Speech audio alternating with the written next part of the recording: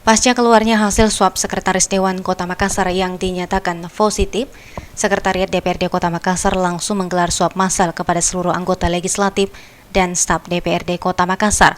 Screening ini dilakukan untuk menelusuri orang-orang yang pernah melakukan kontak dengan Sekuan dan juga agar rantai penularannya bisa diputus sesegera mungkin.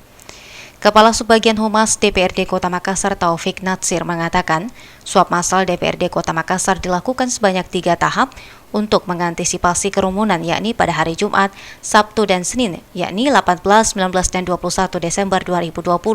Seluruh anggota DPRD di Makassar dan staf diwajibkan melakukan swab karena pimpinan Sekretariat DPRD Kota Makassar diketahui terpapar COVID-19 berdasarkan hasil swab yang dilakukan beberapa waktu lalu. Ya, ini penanggulangan dari Satgas COVID Pemkot Makassar karena adanya yang dinyatakan positif, kebetulan pimpinan kami di sini, sehingga langsung dilakukan pertama itu penyemprotan disinfektan seluruh gedung kantor yang disemprot pada hari Jumat kalau nggak salah, dan hari Sabtu itu mulai dilakukan swab massal.